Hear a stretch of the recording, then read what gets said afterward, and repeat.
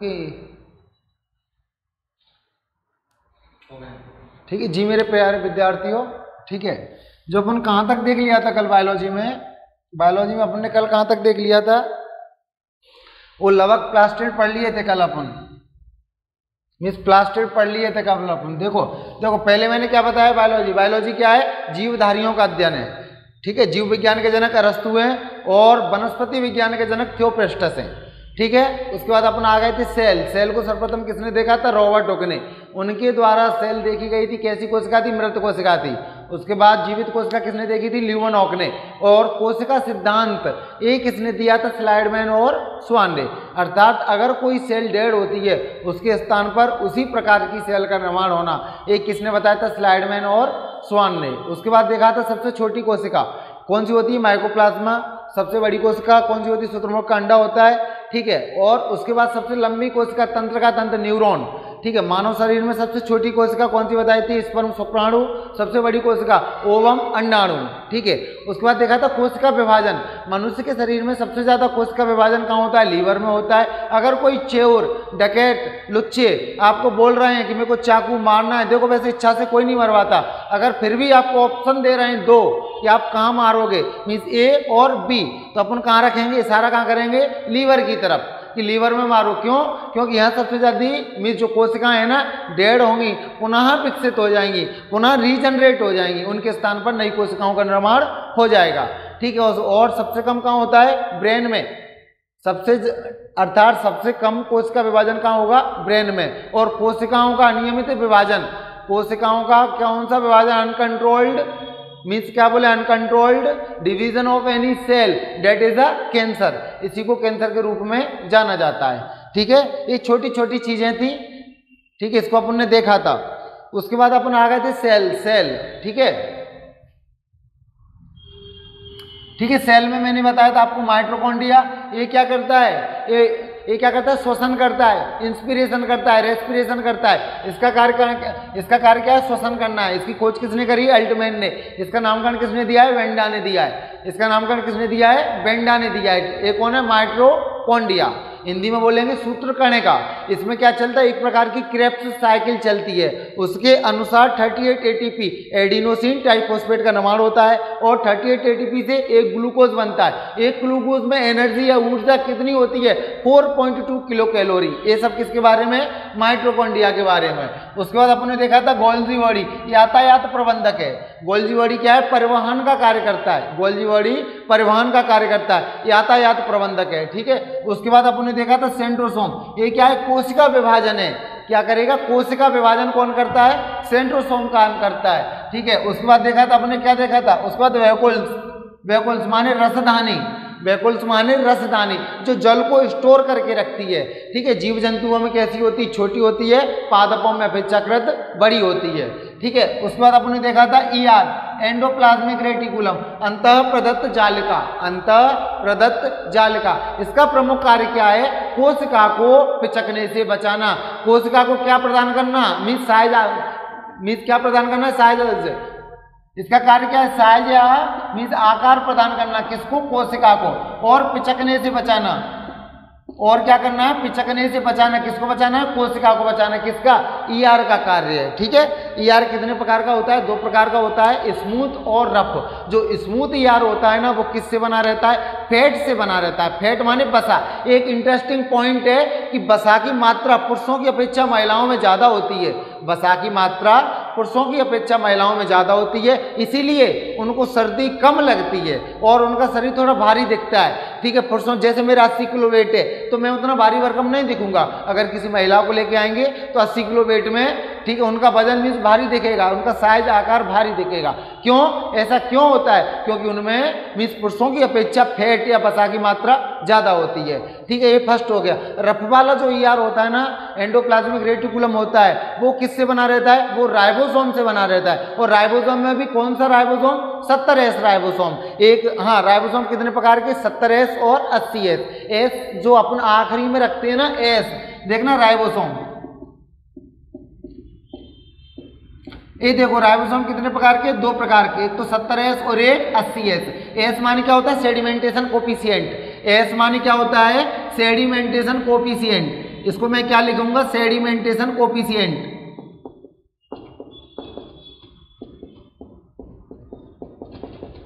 अर्थात एक भारी चीज ले लूं, एक हल्की चीज ले लूं, दोनों चीजों को एक साथ गिराऊं, एक ही समय पर गिराऊं, तो कौन सी चीज सबसे पहले तली में बैठेगी या नीचे गिरेगी? कौन सी? जो चीज भारी होगी, और जो हल्की होगी अपेक्षाकृत थोड़ा उसको समय लगेगा। ठीक है।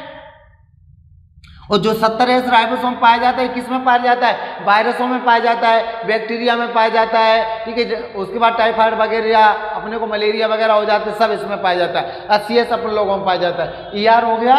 ठीक है। देखो माइटोकॉन्ड्रिया देख लिया, गोल्जी बॉडी देख लिया, सेंट्रोसोम देख लिया, वैक्यूल्स देख लिया और राइबोसोम देख लिया। उसके बाद क्या है? न्यूक्लियस। ये छोटा न्यूक्लियस है। ठीक है। इसकी खोज किसने करी थी? न्यूक्लियस की रॉबर्ट ब्राउन ने। न्यूक्लियस की खोज किसके द्वारा की गई थी? रॉबर्ट ब्राउन को।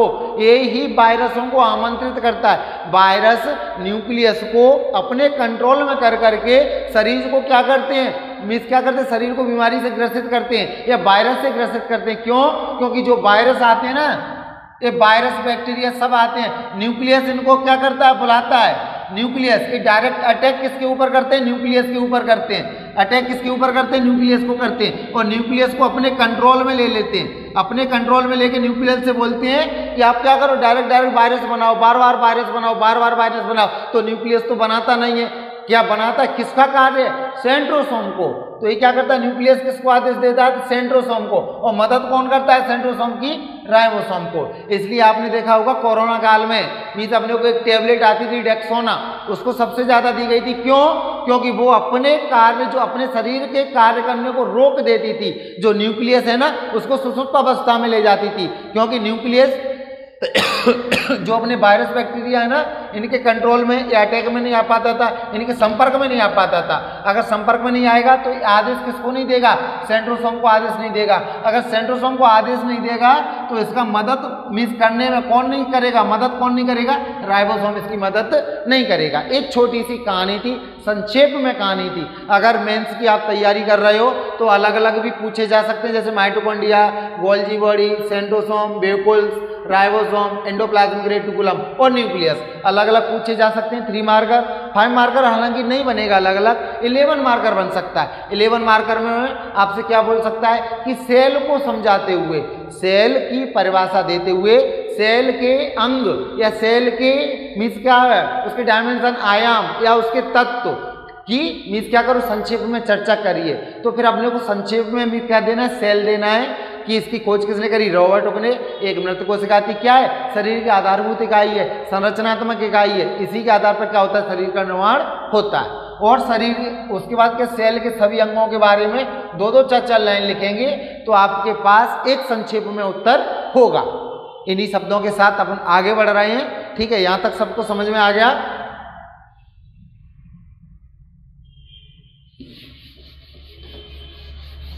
यहाँ तक सबको समझ में आ गया? उसके बाद अपन आगे ठीक है, आगे कंटिन्यू कर रहे हैं। इसको मैं डेली रिवीजन कराया करूँगा। जो पिछली क्लास में पढ़ाया है ना, उसका रिवीजन अगली क्लास में।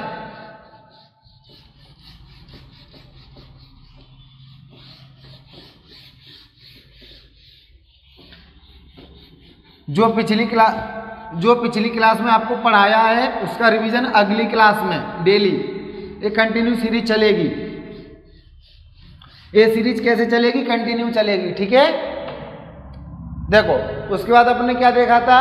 कोशिका के जो अंग है ना, जैसे mitochondria, nucleus, centrosome, Golgi body, endoplasmic reticulum, ठीक है, वैक्यूल्स हो गया, राइबोसोम हो गया, इन सबको सूखने से बचाने के लिए, इनको सुरक्षा प्रदान करने के लिए इनके अंदर क्या भरा रहता है? जीव द्रव्य भरा रहता है। इनके अंदर क्या भरा रहता है? जीव द्रव्य भरा रहता है। जैसे न्यूक्लियस हो गया, सेंट्रोसोम हो गया, राइबोसोम हो गया, वैक्यूल्स हो गया, माइटोकॉन्ड्रिया हो गया, गोल्जी बॉडी हो गया, एंडोप्लाज्मिक रेटिकुलम हो गया। इन सबको सूखने से बचाने के लिए, इन सबको सूखने से बचाने के लिए इनके अंदर क्या भरा रहता है? जीव द्रव्य भरा रहता है। जीव द्रव्य अगर कोई बोले तो मीन्स अगर आपसे कोई मीन्स ऐसे कोई पूछ रहा है जीव द्रव्य क्या है, प्रोटोप्लाज्म क्या है, तो अपन उसको क्या बताएंगे कि कोशिका के सभी अंगों को सूखने से बचाने के लिए एक भरा गया क्या तरल गाढ़ा पदार्थ जिसे जीव द्रव्य की संज्ञा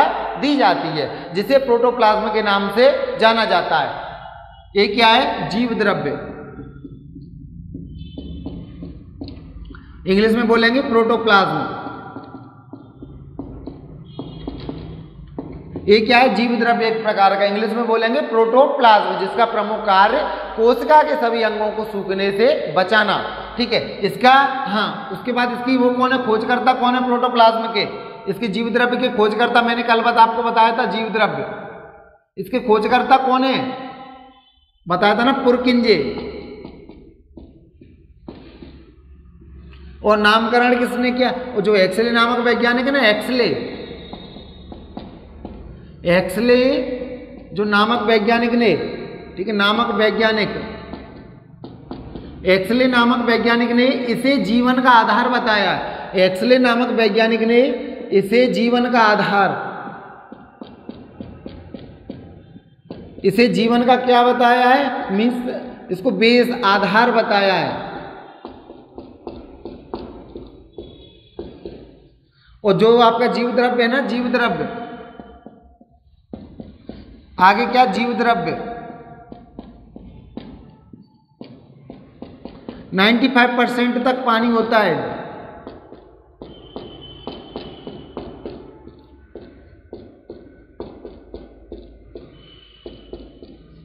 इसमें 95% तक पानी होता है। अगर इसमें 1% पानी की कमी आती है, 1% पानी की कमी,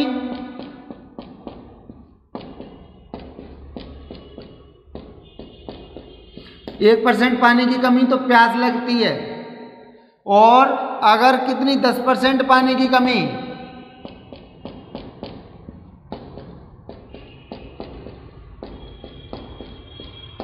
तो मृत्यु हो जाती है, हो सकती है।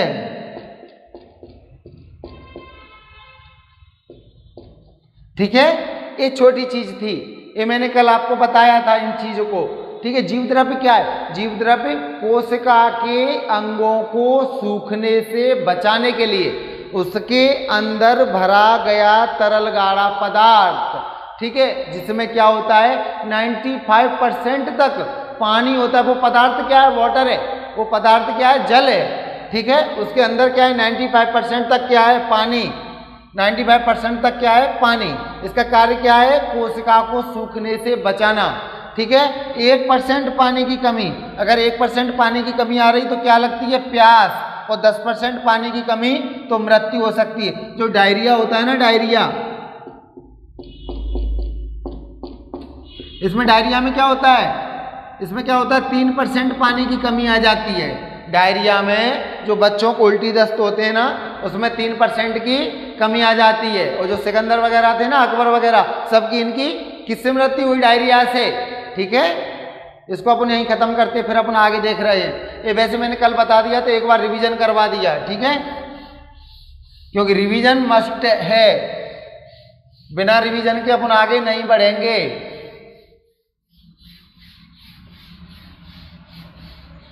और बिल्कुल भी नहीं घबराना है, जैसे तैयारी कर रहे हो वैसे ही तैयारी करते हुए चलना है। ठीक है, अगर सफलता नहीं भी मिल रही है ना, बार बार विफलता का मुंह देखना पड़ रहा है, तो एक दिन सफलता आपके कदम चूमेगी।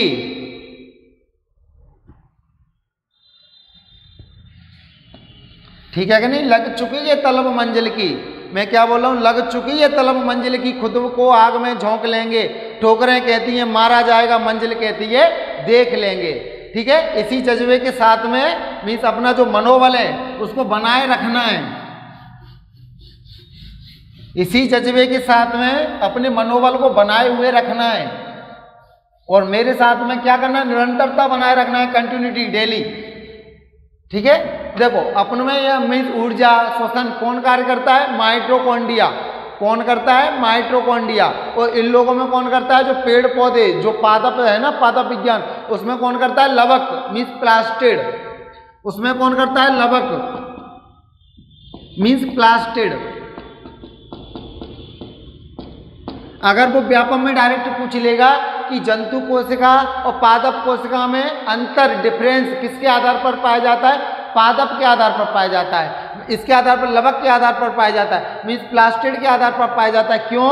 क्योंकि प्लास्टिड पादप कोशिकाओं में पाई जाती है, जंतु कोशिकाओं में पादप मीन्स प्लास्टिड नहीं पाई जाती है। ठीक है, इसको अपन देख रहे हैं प्लास्टिड को पूरा, इसको सिस्टमेटिक लवक या प्लास्टिड। ये क्या होता है? लवक। ये किस में पाई जाती है? पादप विज्ञान में पाई जाती है। पादप ये क्या पादपों में या पेड़ पौधों में पाई जाती है।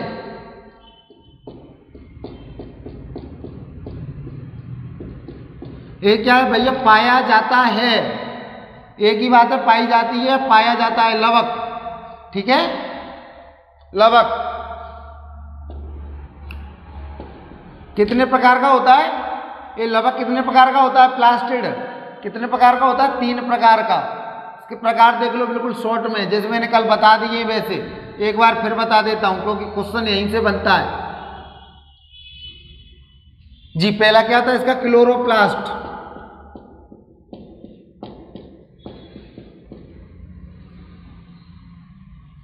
दूसरा कौन सा है? ल्यूकोप्लास्ट।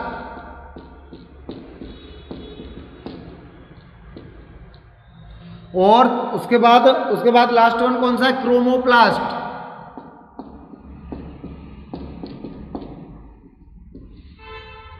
ठीक है, इसको क्या बोलेंगे? हरित लवक।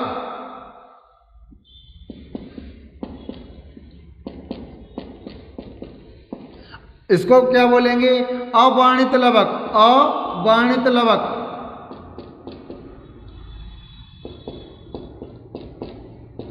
और इसको क्या बोलेंगे? वर्णित लवक। मेंस वाले बच्चों के लिए मस्टेज है। अगर 5 मार्कर में लवक आ जाए ना तो अपने को क्या लिखना है? ठीक है, हरित लवक, अवर्णित लवक और वर्णित लवक। इसकी परिभाषा क्या है? कोशिका के अंदर मीन्स क्या है? इसकी परिभाषा क्या हो जाएगी लवक की? कोशिका के अंदर कोशिकाओं के समूह को लवक की संज्ञा दी जाती है। कोशिका के अंदर कोशिका के समूह को लवक की संज्ञा दी जाती है। ठीक है, ये हरित लवक। इसका कार्य क्या करना रहता है? हरित लवक का कार्य क्या करना है? मीन्स क्या करना है? भोजन का निर्माण करना। इसका कार्य क्या है? भोजन का निर्माण करना।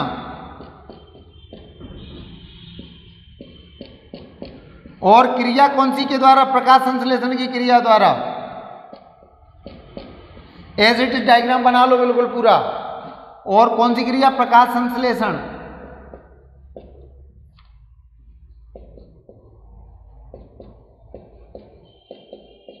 ठीक है, ये क्या करता है? स्टोर करता है, मीन्स संग्रहित करता है। संग्रह करना या भोजन को स्टोर करना।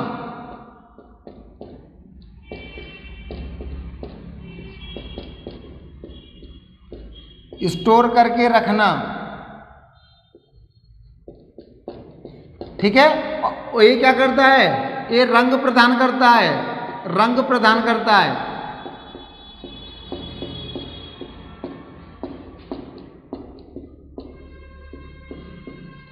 ये क्या करता है? रंग प्रदान करता है। जैसे एक तो आपका टमाटर और मिर्ची, जो लाल रंग होता है ना, किसके कारण होता है? लाइकोपीन।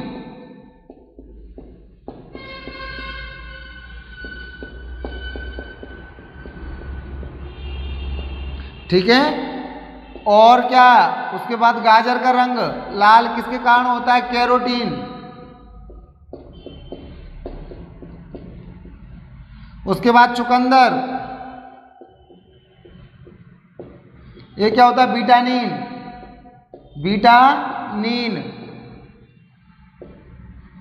उसके बाद जो अपना काला रंग होता है ना, जैसे मेरा काला है तो मेरे में क्या है? मेलानिन की मात्रा कैसी है? ज्यादा। मीन्स काला या गोरा रंग मेलानिन के कारण। मीन्स काला या गोरा किसके कारण? मेलानिन के कारण। और जो गेहूं का हरा रंग होता है ना, गेहूं का हरा रंग सोलानिन के कारण। सोलानिन।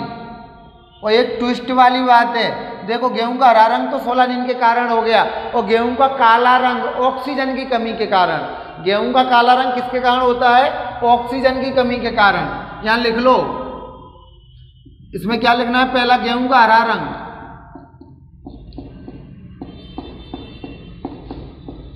ये किसके कारण होता है? गेहूं का हरा रंग किसके कारण होता है? सोलानिन।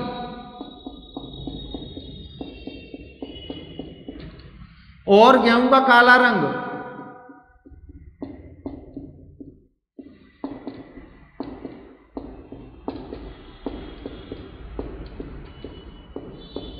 गेहूं का काला रंग किसके कारण होता है? ऑक्सीजन की कमी के कारण।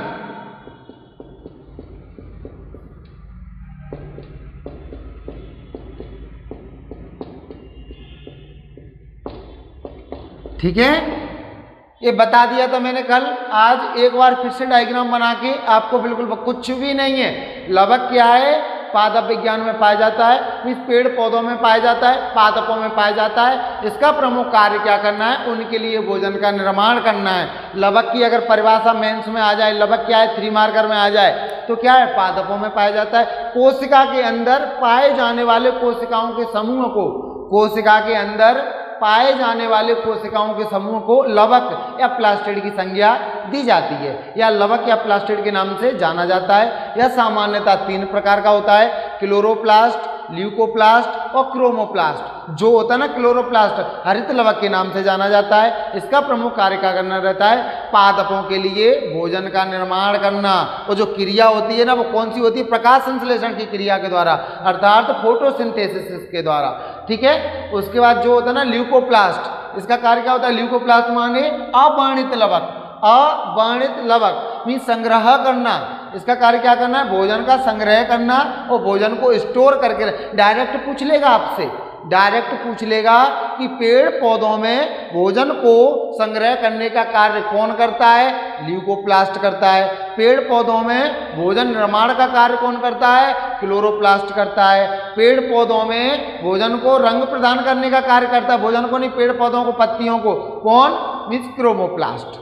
ठीक है, उसके बाद अपन यहां तक देख चुके थे। अब अपन आगे देख रहे हैं प्लांट सेल और एनिमल सेल। ठीक है, पादप कोशिका और जंतु कोशिका, दोनों में अंतर क्या है? देखो एक अंतर तो क्या हो गया? यही हो गया लवक, ये पादप कोशिका में पाया जाता है, जंतु कोशिकाओं में नहीं पाया जाता है। एक अंतर हो गया कि नहीं हो गया? सबको दिख रहा है ना जी? चलो हटाएं इसको। आपको बस अपन ने जो लवक देख लिया, लवक क्या है? कोशिका के अंदर पाई जाने वाली कोशिकाओं के समूह को लवक कहते हैं। लवक 3 प्रकार का होता है, क्लोरोप्लास्ट, ल्यूकोप्लास्ट और क्रोमोप्लास्ट। ठीक है, क्लोरोप्लास्ट का कार्य क्या करना रहता है? इससे क्या करना है? भोजन का निर्माण करना।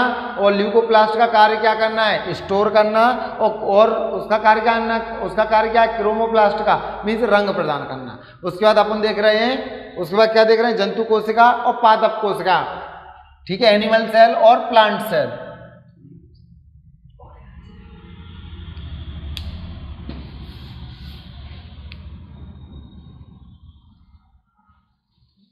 ये आपकी एनिमल सेल हो गई और ये आपकी प्लांट सेल हो गई।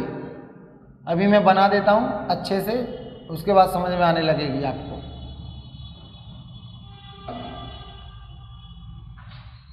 ये आपकी प्लांट सेल है। ठीक है, ये आपकी प्लांट सेल है, ये आपकी एनिमल सेल है। ठीक है, क्या?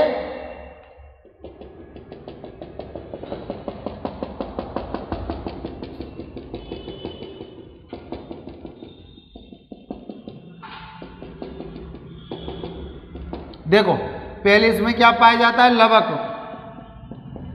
मीन्स प्लास्टिड, और इसमें लवक नहीं पाया जाता।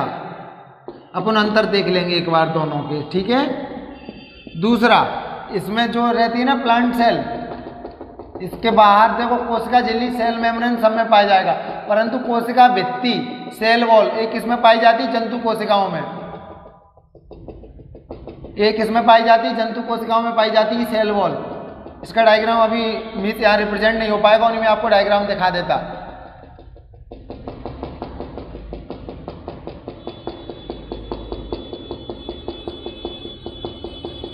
ये क्या हो गई, सेल मेम्ब्रेन हो गई।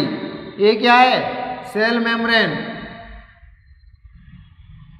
वो जो बाहर वाली वो क्या है, सेल वॉल। तो सेल वॉल किसमें, इसमें सेल वॉल पाई जाती है। देखना इसमें लवक पाया जाता है और इसमें लवक नहीं पाया जाता है।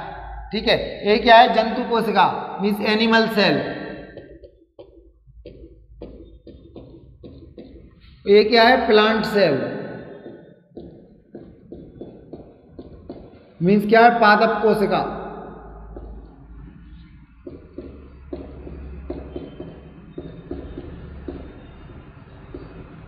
ये क्या है, जंतु कोशिका।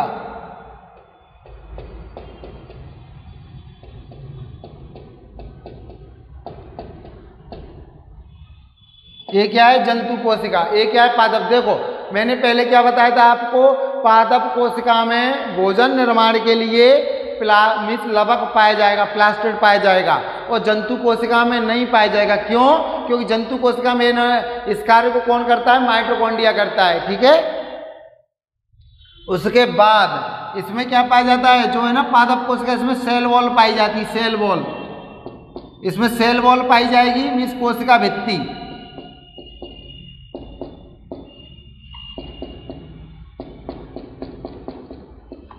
ठीक है, इसमें क्या पाया जाएगा, सेल वॉल पाई जाएगी, कोशिका भित्ति, और इसमें सेल वॉल नहीं पाई जाती है। इसमें सेल वॉल नहीं पाई जाती है। ठीक है, उसके बाद इसमें क्या पाई जाती है, एक शब्द नए सुनो कि सीलिया और फ्लैजला। इसमें सीलिया और फ्लैजला पाए जाते हैं। सीलिया और फ्लैजला, देखना सीलिया फ्लैजला क्या होते हैं।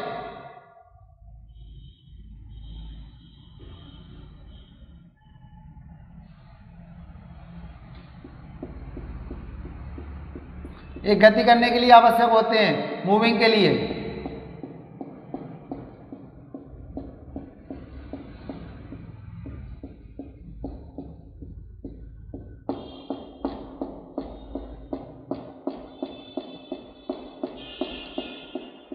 ठीक है,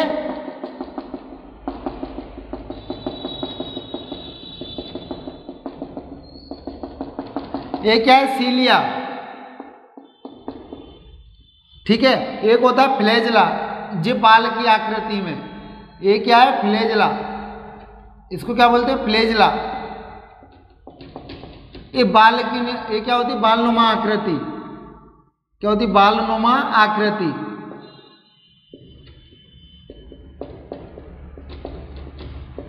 ये क्या करते हैं, चलने फिरने में मदद करते हैं, मूविंग के लिए। ठीक है, तो इसमें सीलिया फ्लैजला पाए जाते हैं इसमें, और इसमें सीलिया फ्लैजला नहीं पाए जाते हैं।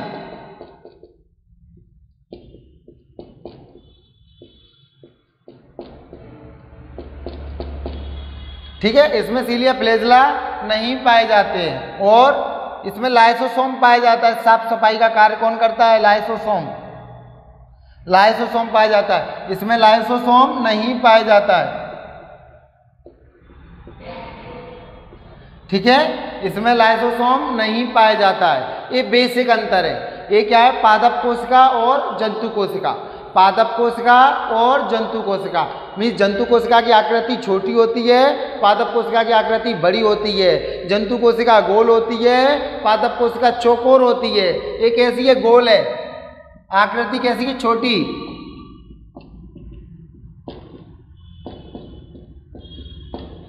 और कैसी होती, गोल। और ये कैसी होती है, चौकोर। ये कैसी होती है, चौकोर।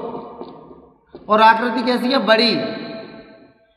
उसके बाद जो वेकुल्स है ना, वेकुल्स, इसका जंतु कोशिका में आकार कैसा होता है, वेकुल्स का छोटा। वेकुल्स कैसा होता है, छोटा। और इसमें वेकुल्स कैसा होता है, बड़ा। इसमें वेकुल्स कैसा होता है, बड़ा। ठीक है, ये बेसिक अंतर है, चाहे मेंस में आ जाए चाहे प्री में आ जाए चाहे व्यापक में आ जाए। जंतु कोशिका और पादप कोशिका में अंतर स्पष्ट करिए।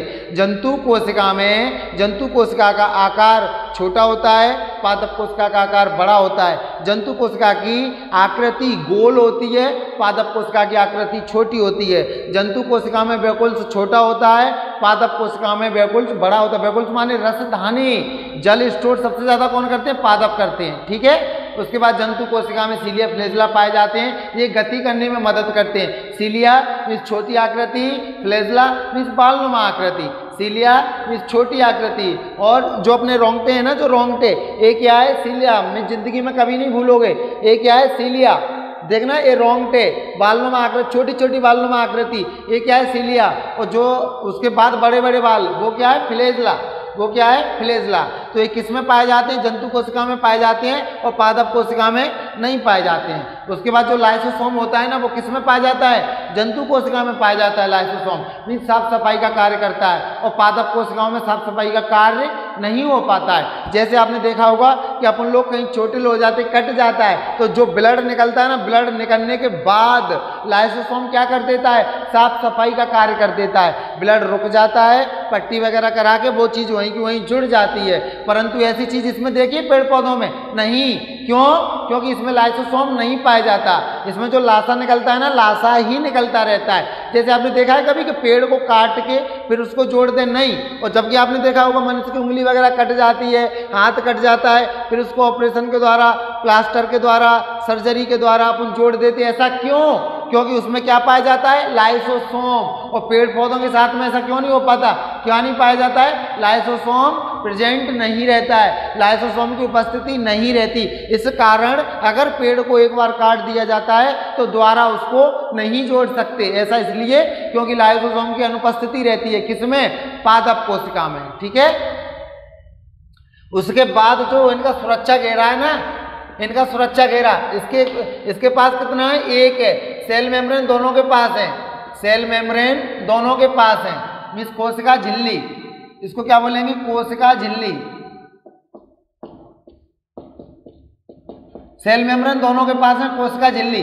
परंतु इसके पास क्या है? सेल मेम्ब्रेन भी है, ये सेल मेम्ब्रेन हो गया, मीन्स कोशिका झिल्ली भी है, इसके पास कोशिका झिल्ली, इसके पास कोशिका झिल्ली भी है। ये बाहर वाली परत है ना, ये सेल वॉल है। क्या है? Cell wall. ये क्या है? सेल वॉल है। ठीक है, मीन्स कोशिका भित्ति।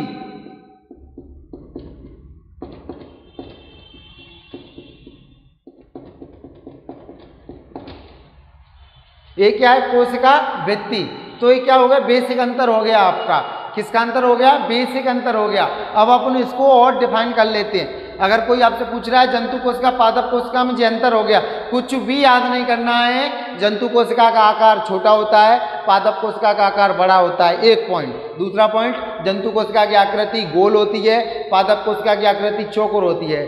ठीक है। तीसरा पॉइंट, जंतु कोशिका में वैकुल्स छोटा होता है, पादप कोशिका में वैकुल्स बड़ा होता है। ठीक है। चौथा पॉइंट, जंतु कोशिका में सेल वॉल पाया जाता है और पादप कोशिका में cell wall plus cell membrane पाया जाता है।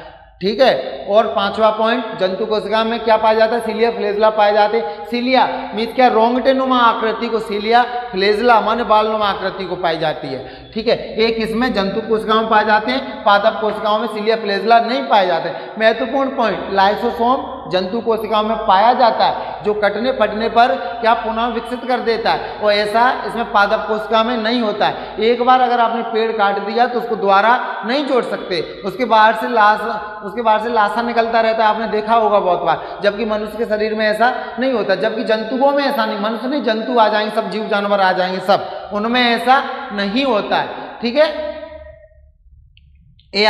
उसके बाद ये बेसिक अंतर हो गए। उसके बाद अपन इसको और डिफाइन कर रहे हैं आगे। अगर मेंस में कहीं आ जाए लिखने के लिए तो आप डायरेक्ट 2 मिनट में लिख दोगे 5 मार्कर क्वेश्चन को। जंतु कोशिका और पादप, देखो मेरे पढ़ाने में आपको याद नहीं करना पड़ेगा।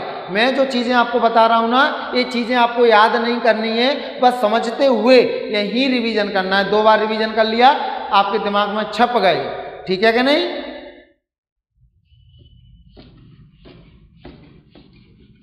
बस दिमाग यहाँ आपको लगाए रहना है, यहाँ से भटकना नहीं है। वो ये अंतिम पड़ाव है, ठीक है कि नहीं, यहाँ अंतिम पड़ाव है, ये चीज अंतिम पड़ाव में। एक बार पढ़ लो, एग्जाम में आ रहे हैं, टिक करो, आगे बढ़ो।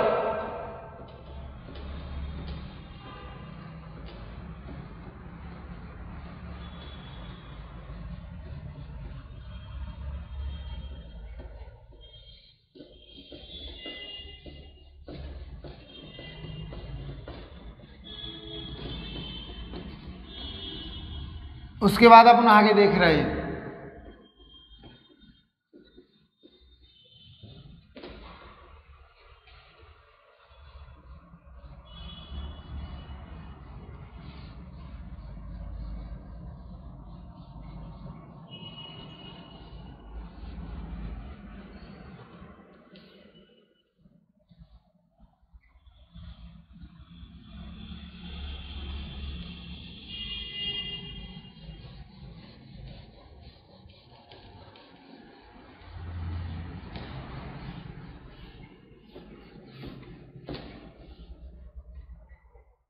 उसके बाद अपन आगे कंटिन्यू कर रहे हैं, ठीक है।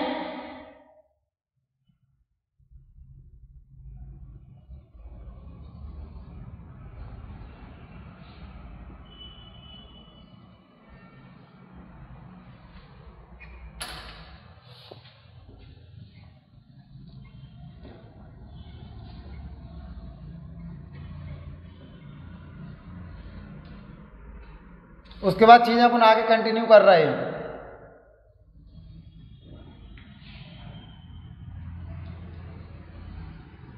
ठीक है, ये आपकी कौन सी है, एनिमल सेल।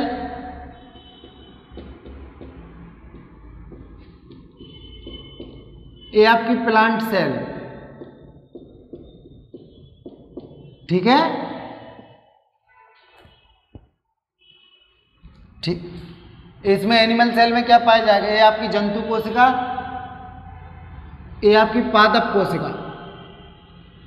देखो पहले इसका आकार, जंतु कोशिका कैसी होगी, छोटी, ये कैसी होगी, बड़ी, ठीक है। इसकी आकृति कैसी होगी, गोल, इसकी आकृति कैसी होगी, चौकोर, ठीक है क्या। उसके बाद ये बैकुल्स कैसा होगा, रसधानी, छोटा। इसमें बैकुल्स कैसा होगा, बड़ा।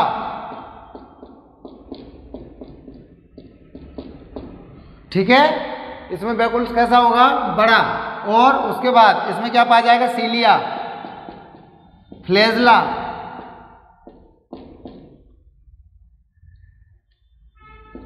और क्या पाया जाएगा, लाइसोसोम।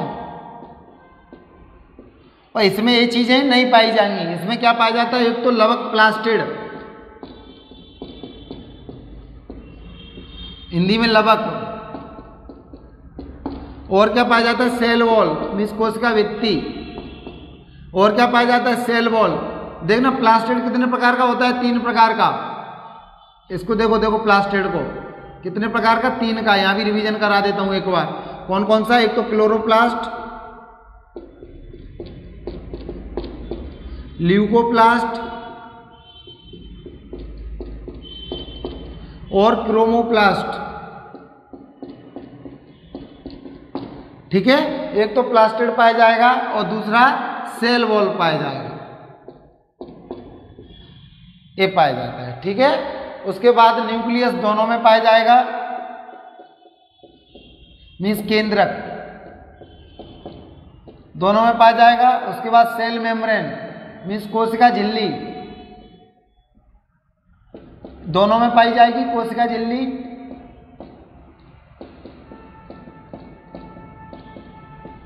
उसके बाद सेंट्रोसोम दोनों में। उसके बाद राइबोसोम दोनों में, ठीक है, राइबोसोम, सेंट्रोसोम। उसके बाद गोल्जी बॉडी दोनों में,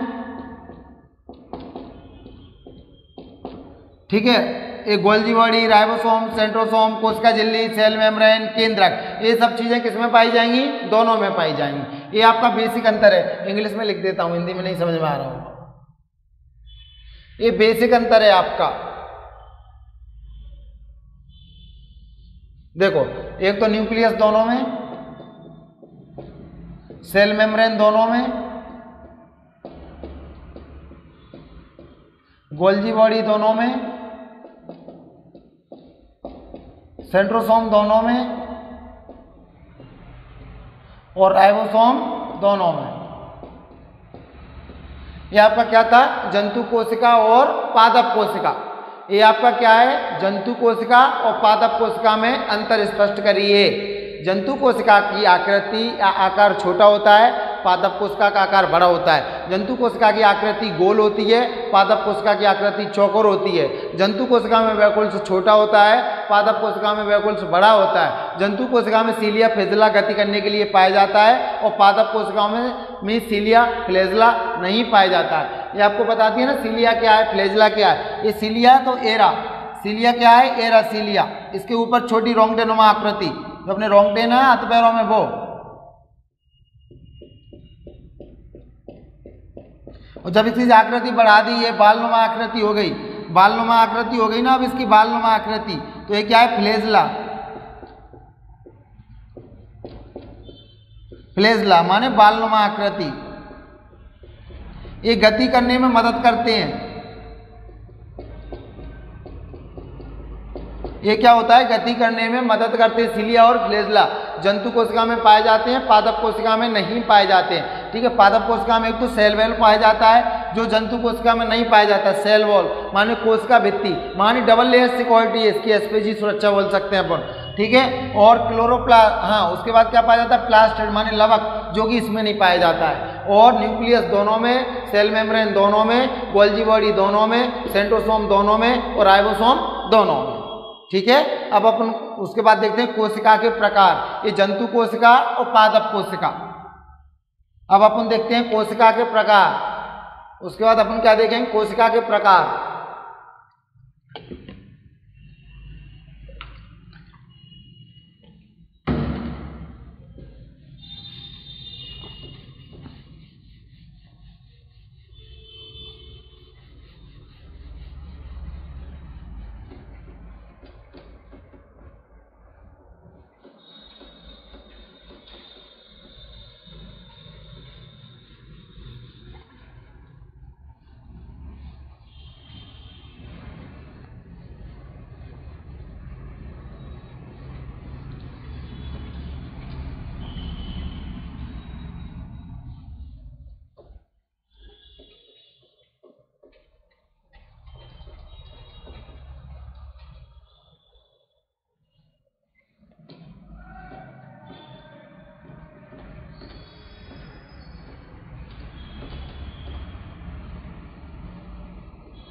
ठीक है, उसके बाद अपन देखते हैं कोशिका के प्रकार माने टाइप्स ऑफ सेल।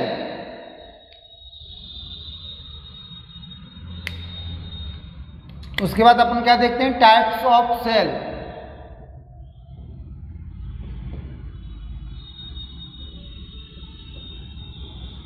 मीन्स कोशिका के प्रकार।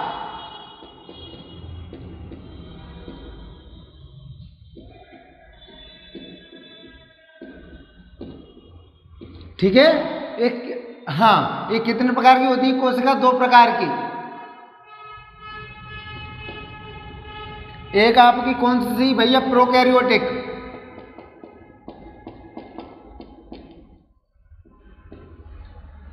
एक कौन सी होती है? यूकैरियोटिक।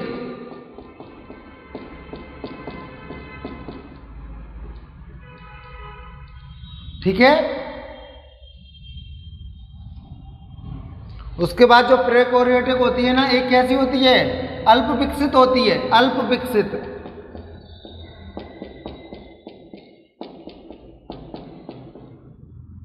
कैसी होती है? इसको क्या बोल सकते हैं अपन? मीन्स कैसी कोशिका? अल्प विकसित, जो पूर्णतः विकसित नहीं है और जिसे नग्न आंखों से ना देखा जा सके, जिसे नग्न आंखों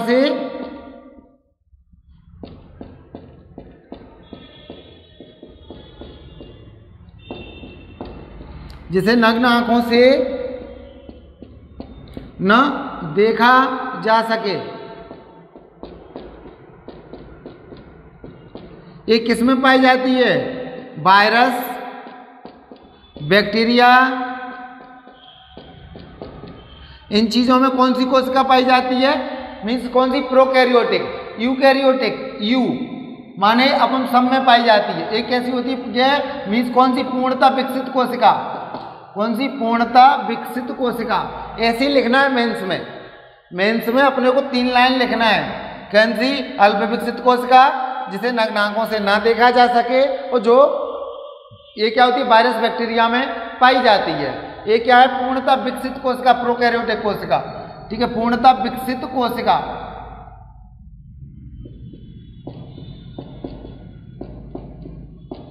ये क्या है? पूर्णतः विकसित कोशिका। कौन सी? यूकैरियोटिक कोशिका।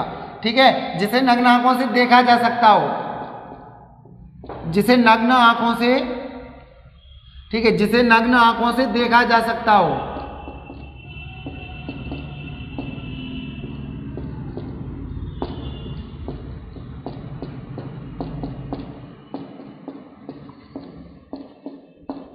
ठीक है, जो किसमें पाई जाती है? जंतुओं में।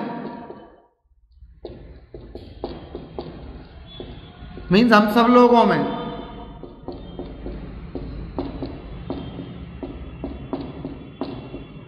ये बेसिक अंतर हो गया। ये क्या हो गया? बेसिक अंतर हो गया। कौन कौन सी? देखो, टाइप्स ऑफ सेल, कोशिका के प्रकार, 2 प्रकार की, प्रोकैरियोटिक कोशिका और यूकैरियोटिक कोशिका।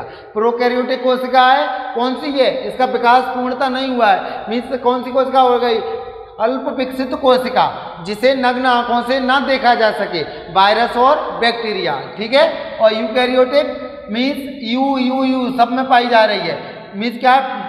इसका क्या है? मीन्स एक क्या है? पूर्णतः विकसित कोशिका, जिसे नग्न आंखों से देखा जा सकता हो, जैसे जंतु वगैरह हम सब लोगों में पाई जाती है। हम सब लोगों में पाई जाने वाली कोशिका कौन सी है? यूकैरियोटिक कोशिका। हम सब लोगों में पाई जाने वाली कौन सी कोशिका है? यूकैरियोटिक कोशिका। ठीक है, इसको अपन आगे देखते हैं।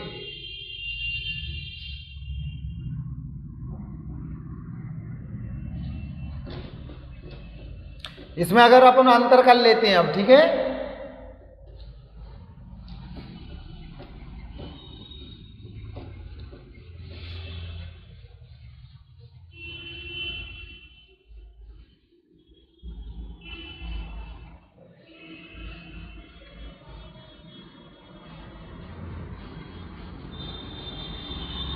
अब अपन इसमें अंतर कर लेते हैं।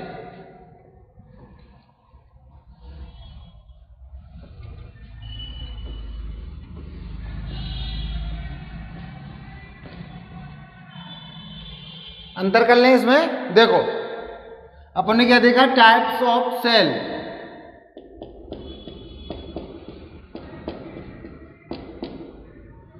कितने भागों में? 2 भागों में। ये कौन सी? Means prokaryotic.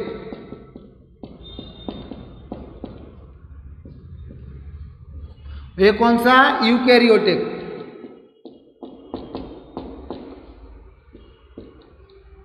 यूकैरियोटिक कितने भागों में? 2 भागों में। एक तो एनिमल सेल और एक क्या? Plant cell.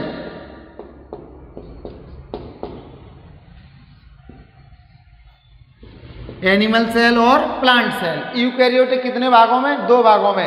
एनिमल सेल माने जंतु कोशिका,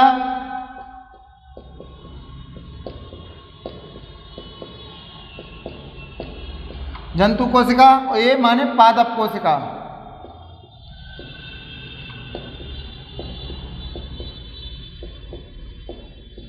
ठीक है, जंतु कोशिका और पादप कोशिका। ये कितने भागों में? 2 भागों में, जंतु कोशिका और पादप कोशिका। अब अपन अंतर देख लेते हैं दोनों में। अब अंतर देख ले, प्रोकैरियोटिक और यूकैरियोटिक। देखो, सामान्यतः कोई पूछे प्रोकैरियोटिक क्या है? जो प्रारंभिक अवस्था में, जिसका पूर्णतः विकास नहीं हुआ है, जो कैसी है? जिसका पूर्णतः विकास नहीं हुआ है, जिसको नग्न आंखों से ना देखा जा सकता हो, जो वायरस, बैक्टीरिया में पाई जाती है। दिखती है अपने को? वायरस शरीर में इंटर करता है, दिखता है आपको? नहीं दिखता। क्यों? क्योंकि कौन सी सेल है उसके अंदर? प्रोकैरियोटिक सेल है, जिसका विकास प्रारंभिक चरण में, प्रारंभिक अवस्था में या प्रारंभिक काल में, जिसका पूर्णतः विकास नहीं हुआ है, जिसको नग्न आंखों मीन्स कोई ठीक है, इंस्ट्रूमेंट नहीं लगाए अपन, चश्मा वगैरह नहीं लगाए, स्पेक्टिकल्स वगैरह नहीं लगाए, ठीक है, कोई इंस्ट्रूमेंट के बिना, जिसको मीन्स सिंपल आंखों से अपन देखने की कोशिश करें, जो चीज़ अपने को ना दिखे तो वो कौन सी हो गई, मीन्स ठीक है, सेल का नाम क्या हो गया, प्रोकैरियोटिक सेल हो गए। यूकैरियोटिक सेल जिसको नग्न आंखों से देखा जा सकता है, जिसका विकास पूर्णता, जैसे अपन लोग दिख रहा है ना, अपन वायरस दिखता है अपने को, ये कोरोना आ गया, टाइफाइड आ गया, मलेरिया आ गया, ये चीज़ें दिखती हैं, नहीं दिखती, क्यों, क्योंकि अंदर सेल कौन सी है, ये वाली सेल है ना प्रोकैरियोटिक, जो नग्न अवस्था में नहीं देखी जा सकती है। जांच होगी ना, जांच में ही वो आपके सामने आएगी कि आपके अंदर कौन सा वायरस है, कौन सा बैक्टीरिया है, ठीक है। उसके बाद अपन अंतर स्पष्ट कर लेते हैं इनमें दोनों में, उसके बाद फिर अपन आगे बढ़ते हैं, इन दोनों में अंतर करके फिर अपन आगे बढ़ रहे हैं।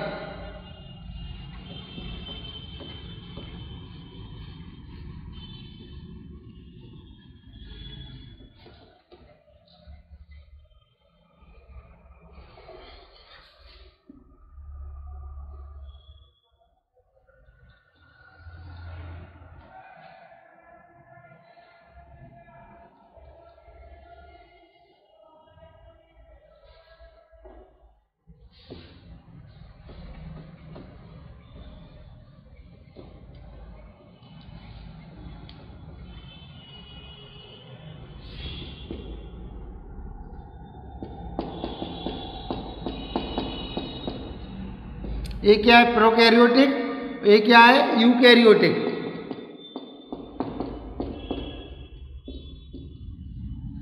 आकार कैसा होता है इसका, छोटा,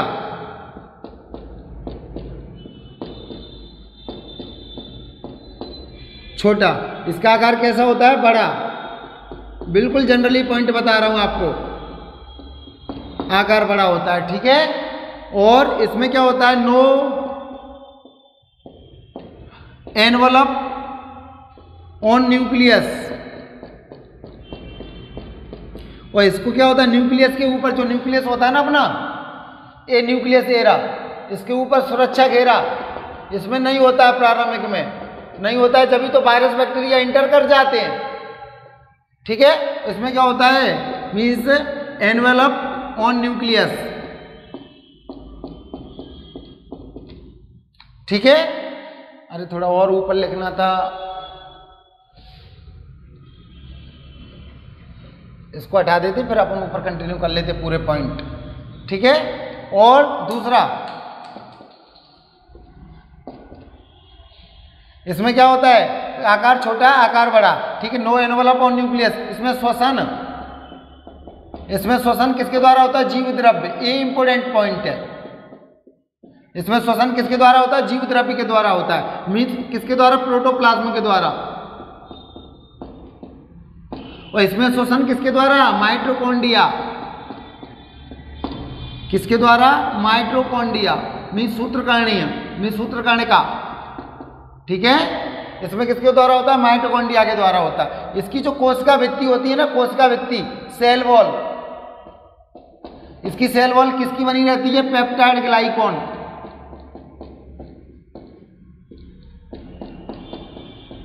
इसकी किसकी बनी रहती है, पेप्टाइड ग्लाइकॉन की बनी रहती है। ये कौन सी, यूकैरियोटिक है। ये कौन सी सेल है, प्रोकैरियोटिक सेल है,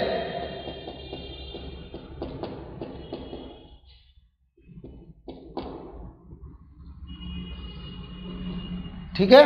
और ये कौन सी है, मीन्स यूकैरियोटिक सेल है,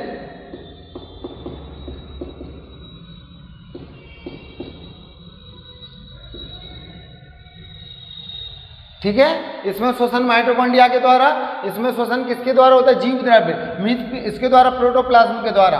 और इसकी जो कोशिका भित्ति है वो किसकी बनी रहती है, सेलुलोज की, इसकी भित्ति किसकी बनी रहती है, सेलुलोज की,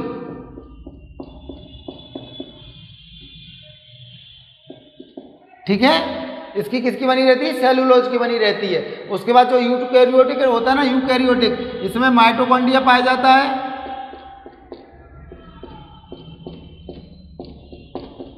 गोल्जी बॉडी,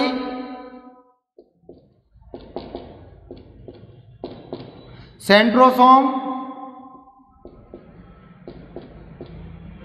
और लाइसोसोम।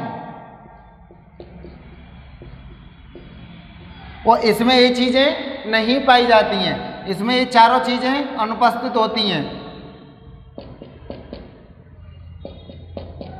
ठीक है। उसके बाद न्यूक्लियस दोनों में पाया जाता है, न्यूक्लियस दोनों में पाया जाएगा। देखो न्यूक्लियस दोनों में, यूकैरियोटिक और प्रोकैरियोटिक, ये दोनों में पाया जाएगा, न्यूक्लियस दोनों में। ठीक है। माइटोकॉन्ड्रिया उसमें पाया जा रहा है, इसमें नहीं पाया जा रहा। उसके बाद क्या होता है, कोशिका भित्ति, उसके बाद क्या है, सीलिया प्लेज़ला दोनों में, उसके बाद सीलिया प्लेज़ला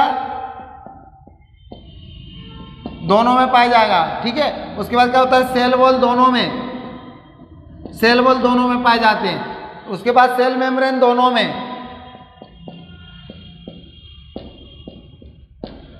ठीक है। तो ये आपकी कौन सी सेल हो गई, प्रोकैरियोटिक सेल और यूकैरियोटिक सेल।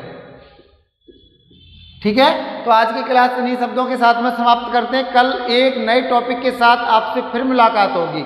ठीक है। जय हिंद।